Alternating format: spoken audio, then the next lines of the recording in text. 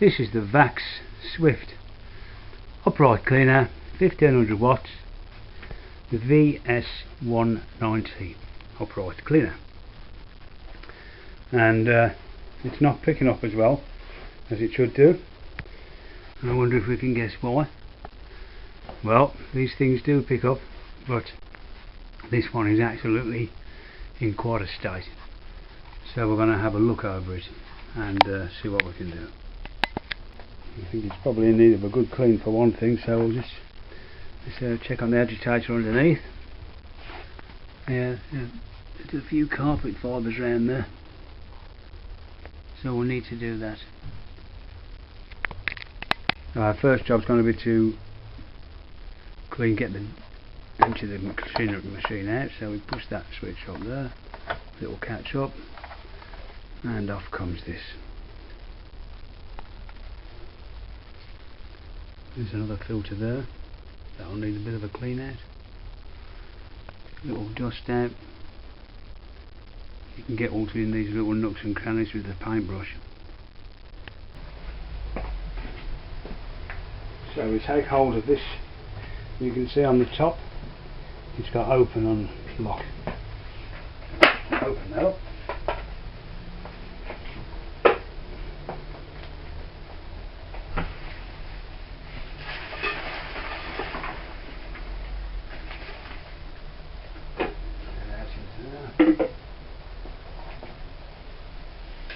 That's some mucky filter, that is. Look at the state of that.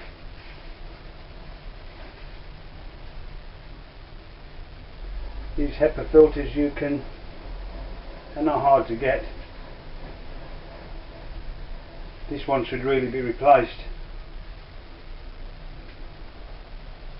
but we'll see how we go just after cleaning it out. Now this has to be taken outside and tapped a few times, with the state of it a few hundred times. So we'll just go and give that a tapping outside. Now there we are, I've tapped all the muck out of it, and there was quite a bit. Just use a brush.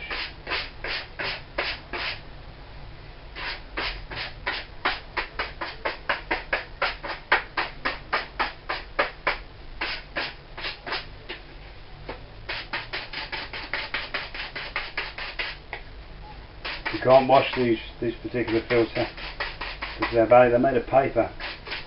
Next part to clean is this here.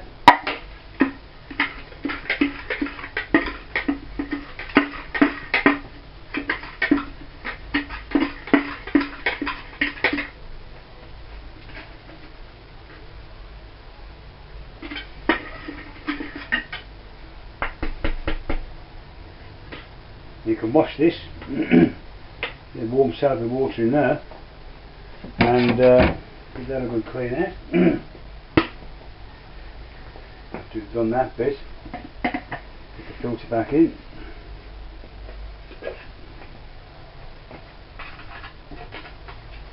And we can put the top back on.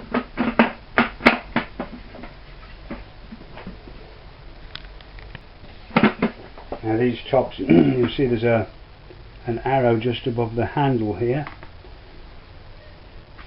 and there's a mark on there, and all you do is you line those up like that, line them up, and that's locked, and there we are. That's ready to go back on the machine now. Well, you can replace this filter on there, which we will do, but not today because I ain't got one. Right, that goes back in there like that. That just snaps back into place, and that's that part done. The next part is to clean the agitator roller underneath and get all that muck off it. There's a lot of carpet fibres on here, So what we're going to do with this to get them off, we'll just use a knife on these and cut them off. Give them a pull, and they come out quite easily.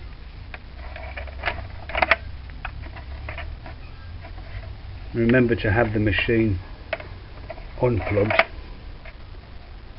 when you're working on it.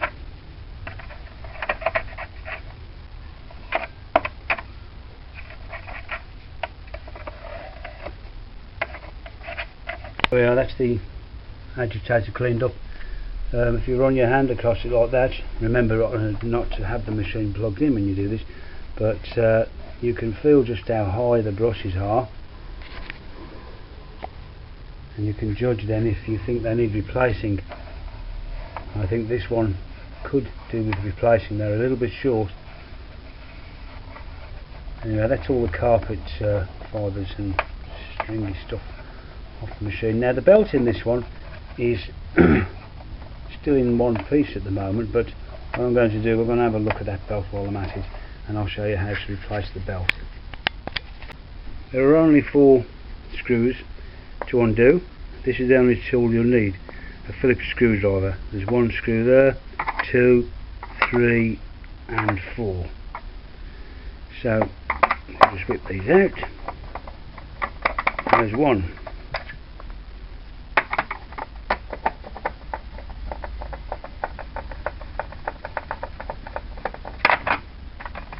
2.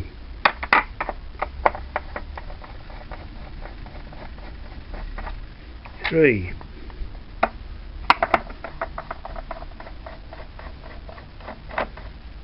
4. There we are.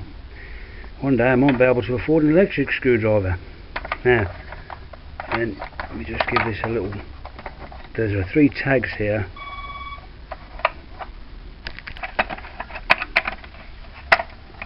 And then this just lifts out like that. You see the 3 tags at the top. When you put it back, those have to be lipped underneath there. And there we are. A visual inspection. You just need to get rid of all those bits of dust, because those will cause a little bit of an air leak. As you can see, the belt is in fact still in one piece, but take the belt off to show you. Just pull the belt off the motor shaft. That's the wheel. Just like this. Get the belt off there. And the agitator then comes out. So these square pieces here, there's a square piece like that at each end. Make sure you get that in the right place. Now we'll have a look at this belt and see what condition it's in.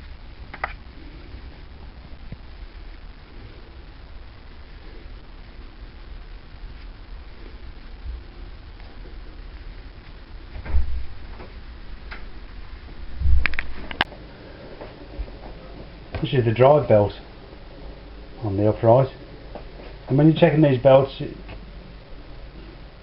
should pull them to see if they're still got some stretch in them, and turn them inside out. And what we're looking for is like cracks in the rubber, and any wear marks on it.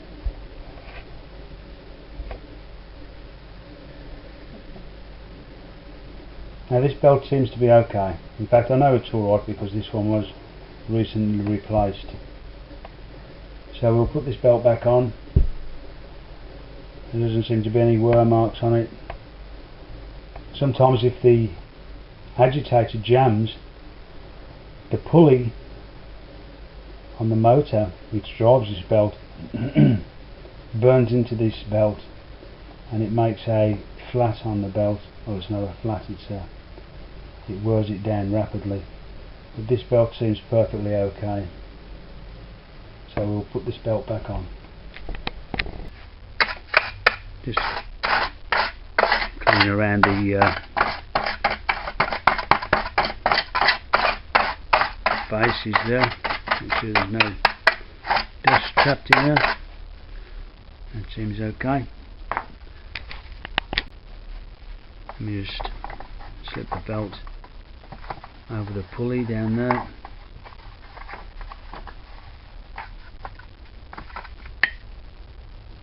You can see where that's on the motor pulley. Let me take our agitator brush and we make sure that the belt goes on the smooth part there, not on the brushes, and we line the square part up like that, and then we stretch it over, slide the square into the hole there, make sure the belt in the middle. Do that in a second. Come to this side, get this one lined up here, push that down there, bring the belt over into the middle of that little crown wheel here, and there we are.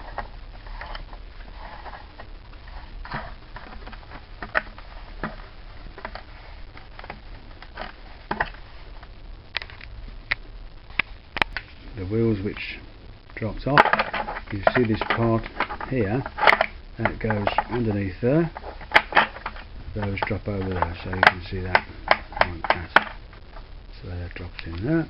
Next we take the bottom plate, and those three lugs, as I pointed out earlier, there and there, they go just inside there, and then you drop that down, push it all the way home, cover it down there, around the edges, check around the edges that is fully down around here, because sometimes it's not.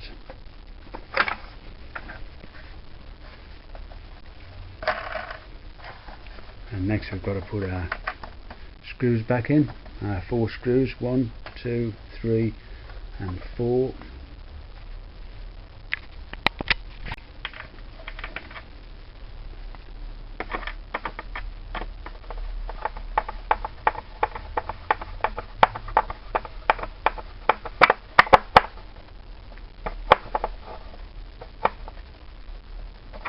There's one. These don't have to be super tight because you're only going into plastic. Don't do what I've just done. Drop the screw in, but this is real life, isn't it? So now we've got to get that out of there.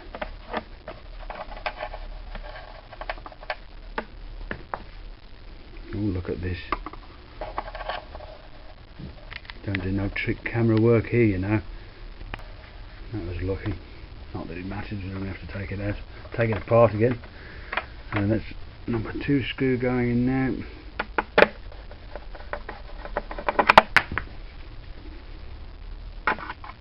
This is what happens when you're working without a tripod to put your camera on. Number 3 screw going in. If you're using an electric screwdriver, remember this is only plastic casing on here, because if you set the torque setting too high on your electric screwdriver and you rip the threads out, then you've got another problem then. And you're going to have to either fit a bigger screw, or I hope it's not an imperative screw, and unfortunately each one of those 4 screws is. So you could find yourself having to get a new case, so make sure that your torque setting is not too high on your electric screwdriver. And there we are, that's the belt on, which you could have replaced if you wanted to. And the brushes, you can feel them protruding from the bottom there.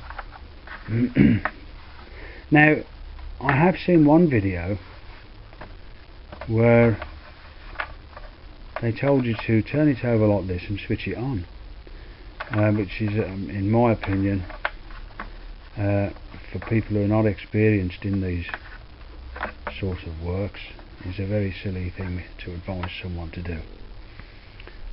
So don't switch it on upside down, because at the very least you could find yourself with a bit of grit thrown in your eye, which could be very painful, because this agitator, they spin at something like 1400 revs a minute, and at the worst you could even trap your fingers in there and find yourself getting your fingers skinned down to the bones, which would not be very nice. Anyway, next part on this machine is to check the mains lead.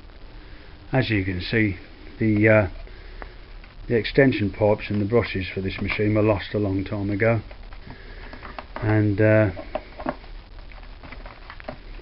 person who uses it, owns it, doesn't use them anyway, probably because he hasn't got them. So we'll just check the mains lead over. I could pad test it, but this is a class 2 appliance, and I usually do all the servicing on this, so I know it's okay anyway. I am a pad tester, but at the moment I haven't got my machine with me, so we'll do that later. Right, so let's check the mains lead and the plug. We'll just start with the plug. Looking for any cracks in the plug, any loose screws, anything rattling round. There's nothing rattling around in there.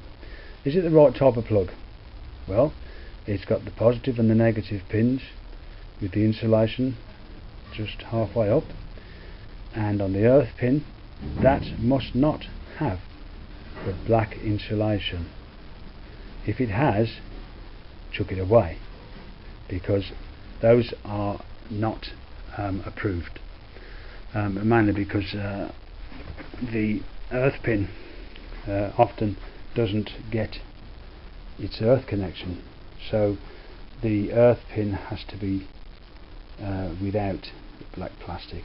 Make sure both screws are in the cord grip and make sure they're tight, and the main one to hold the plug top onto there. Look for any cracks around the outside. An approved plug will have the kite mark on it, which is just here, and that's a British kite mark there. Now you check the lead right the way through, looking for any wear marks on the lead right the way through, and if that's all okay, then we can give it a plug in and test it. I've already checked this lead through. Once, as I say, but the way you check a lead is you look and you feel all the way along it, from one end to the other, feeling for any wear marks, looking for any splits in the cable, bending it around, making sure there's no cracks, feeling and looking at the cable all the time to look for any wear marks. Also, when you come to when these are pad tested, I've noticed a lot of videos show the pad tester, he just plugs it in and that's the machine telling, but in actual fact, when you're checking a lead, you should, especially when you're checking the earth continuity, you should always be shaking the lead around at the same time, in case the lead is broken inside, and it could be intermittent connection, you see, and when it's still and lying on the floor or on the table when you're testing the lead, it may show the earth lead's okay, but then as soon as it moves when it's in use, that earth lead could be broken. But on this one, as I say, this is a class 2 appliance, it's double insulated anyway, so that's okay, that lead's fine. The plug's on securely. I know the inside's okay because I put the plug on myself. So there we are. Next thing to check is to make sure it's working alright. So the first thing we'll do is we'll just turn the machine around a bit and make sure the release for the tilt on it is working okay. Which is that one, that's the on and off switch. So we just release that there, make sure that's working alright. Seems to be okay. Yep, that's how it should be. And just make sure it's working as we know it is.